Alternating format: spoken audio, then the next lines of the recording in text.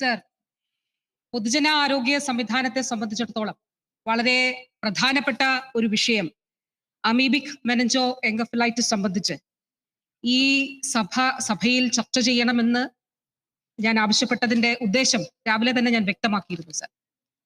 ഇത് സംബന്ധിച്ച് തെറ്റായ പല പ്രചരണങ്ങളും വളരെ ആസൂത്രിതമായി നടക്കുന്നതുകൊണ്ട് ബഹുമാനപ്പെട്ട ഈ സഭയും കേരളത്തിലെ പൊതുസമൂഹവും ഇത് സംബന്ധിച്ച് ഉൾപ്പെടെയുള്ള ഇതും കേരളത്തിന്റെ സർക്കാർ ആരോഗ്യ സംവിധാനങ്ങളെ സംബന്ധിച്ചിട്ടുള്ള യാഥാർത്ഥ്യങ്ങൾ മനസ്സിലാക്കണം എന്നുള്ളത് കൊണ്ടാണ് സർ ഈ സഭയിൽ ഇത് ചർച്ച ചെയ്യണം എന്ന് ആവശ്യപ്പെട്ടത്.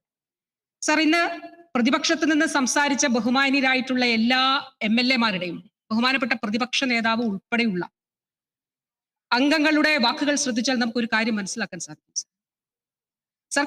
കേരളത്തിന്റെ സർക്കാർ സംവിധാനങ്ങളെ അടച്ച് ആക്ഷേപിക്കുന്നതിന് വേണ്ടിയിട്ടുള്ള ഒരു വലിയ ശ്രമം നിർഭാഗ്യകരമായി കേരളത്തിന്റെ പ്രതിപക്ഷത്തിന്റെ ഭാഗത്തു നിന്നുണ്ടാകും സർ. എന്നെ അമ്പരപ്പിച്ചതും ദുഃഖിപ്പിച്ചതും പെരിന്തൽമണ്ണ അംഗം, ബഹുമാന്യനായിട്ടുള്ള പെരിന്തൽമണ്ണ അംഗം, അദ്ദേഹത്തിന്റെ ഒരു വാചകമാണ് സർ. അദ്ദേഹം ഈ സഭയിൽ പറയുകയാണ് സർക്കാർ ആശുപത്രികളെക്കാൾ ചെലവ് കുറവ് പുറത്താണ് എന്നുള്ളത്. സർ, ആരെ സഹായിക്കാനാണ് സർ അത്?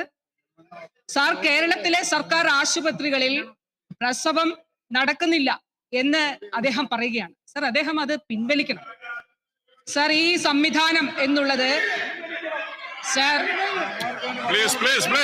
ശ്രീ വിൻസെന്റ് പ്ലീസ്, മിനിസ്റ്റർ പറഞ്ഞോളും, മിനിസ്റ്റർ പറഞ്ഞോളും പ്ലീസ്, പ്ലീസ് പ്ലീസ്.